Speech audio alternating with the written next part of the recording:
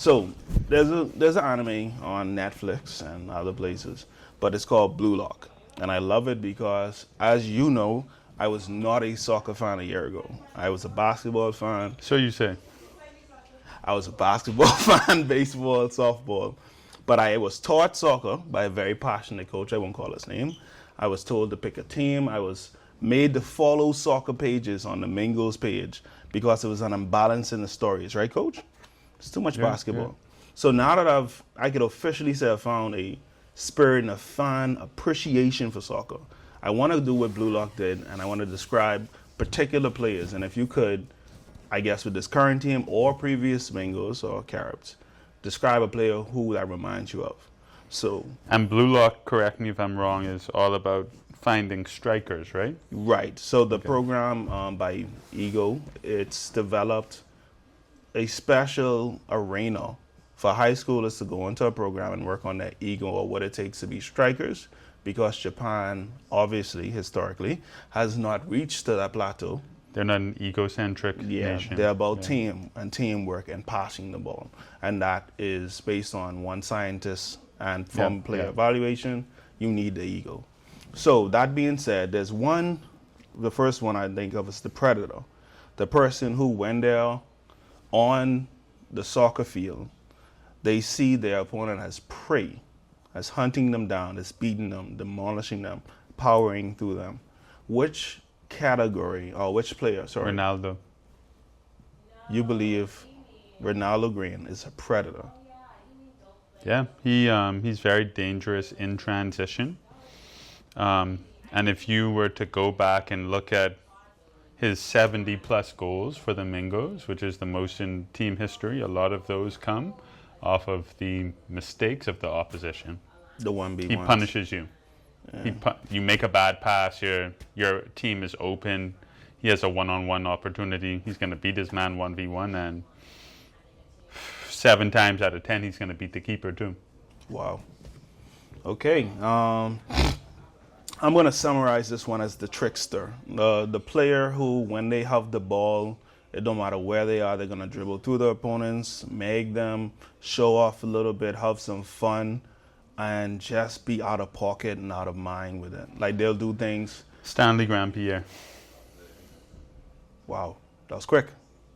That was quick. Nothing else to be said. That was it. Stanley calls himself the Witcher. The Witcher? Yeah, he likes to sprinkle magic. I didn't know that. We have AI. I can make that happen. All right. There you go. All right. So next we have defenders.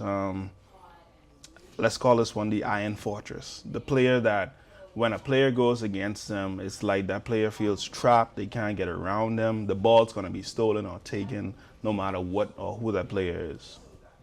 What's their mentality like? Their mentality is almost like a team captain too. So they keep the team together and they protect the strikers and stuff like that too. So they're normally the bigger players. Strikers can't get around them. When it's 1v1, they're going to take the ball.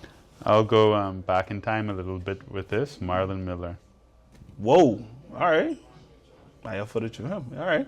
Marlon was like that for real? Yeah, Marlon was no nonsense. He's no nonsense, always locked in. Not the most talented player in the world, but very consistent. Okay.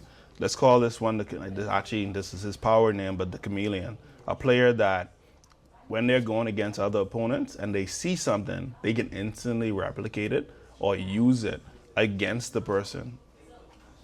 Or somebody who's good at mimicry. Almost like they see something on TV last night, they try it in the game.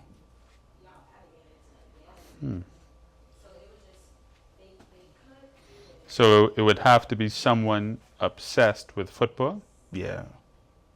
But once they see it once, or once they see somebody do something once, they can pull it off. Almost at like a 90% success rate. I have to think about that. Perry Brooks. Okay. Perry. He's probably lazy. But like maybe arguably the most talented player to ever play at UB. I didn't say the best, but most talented. Second top goal scorer in a single season, or top goal scorer. It's either him or Ronaldo. and then the only player to jump from UB and go straight into a D1 program, as far as I'm aware. Shout out to Perry. What about, let's call this one the snipers. The one, once they get in a particular range, and let's go for the furthest back range we could think of. But once they get in that particular box or range, it don't matter who you are, this person's gonna kick a goal.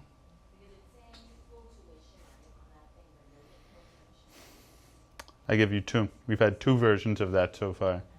Marlon Barnes, particularly in his first season. Marlon is funny. Like inside the box, he doesn't score many goals, but between 25 to 35 yards, very good from that range.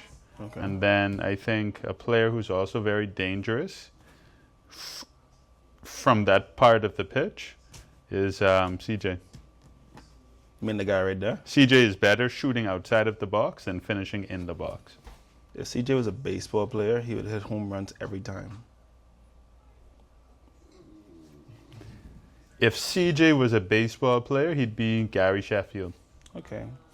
How many balls are being lost? I'm cutting this out. Renbert, remember to cut this out. How many balls are being lost behind that gate because of CJ? You know, there's someone standing nearby who may have kicked even more away. If only they had played the complete season. If only. Well, we would we wouldn't have 26 soccer balls left. We'd be down to 14. Oh man. All right. Let me see. Other players I could think of.